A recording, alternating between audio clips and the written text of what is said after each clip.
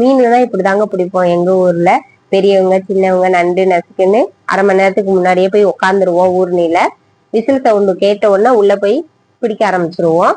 அவங்கவுங்க கையில எத்தனை கச்சாவலை வச்சிருந்தாலும் ஒவ்வொரு ஆளும் ஒவ்வொரு கச்சாவலையை வச்சு உள்ள இறங்கிடுவாங்க.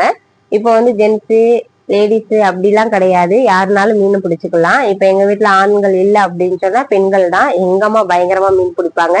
நான் எங்க அம்மா பிடிச்சி எனக்கு கொண்டு வர வரைக்கும் நான் இந்த மாதிரி மீன்கள் எல்லாம் எப்படி எப்படி இருக்கு, பெருசா இருக்கா சிறுசா இருக்கா அப்படின்னு சொல்லிட்டு இந்த கொட்டினதுல நான் பாத்துட்டு இருப்பேன். அதுக்குள்ள எங்க அம்மா என்னை கொண்டு வந்துட்டாங்க. சரின்னு சொல்லி பிறக்கிட்டு இருக்கும்போது இந்த பக்கம் திரும்பி பார்த்தா ஒரு அண்ணன் வலையில இவ்வளவு பெரிய மீன்.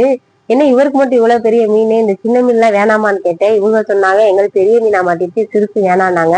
இவங்களுக்கு ஒரு மீன் மட்டும் இல்ல 3 மீன் பெரிய மீன் கிடைச்சோன்னா இந்த சிறுசெல்லாம் விட்டுட்டாங்க. நான் இந்த சிறுசு பிள்ளை ஏன் பக்கெட்ல பிறக்கி போட்டுட்டு வீட்டுலதான் கிண்ணி கோழி வாத்தெல்லாம் இருக்கேன் அதுக்கெல்லாம் போடுவோம்னு சொல்லிட்டு பிறக்கி இந்த மாதிரி கொண்டு வந்து போட்டுட்டேன். எங்க அம்மா இவ்வளவு மீன் பிடிச்சாங்க. இதுல கெளுத்தி சிலேப்பி கண்டை சின்ன கண்டைன்னு நிறைய மீன் இருந்துச்சு. இந்த குட்டி குட்டி மீனை ஃபுல்லா என்ன பண்ணேன் அப்படின்னா கிண்ணி கோழி வாத்து அதுகளுக்கெல்லாம் போட்டுட்டு பெரிய மீனால நாங்க சாப்பிட்டுட்டோம்.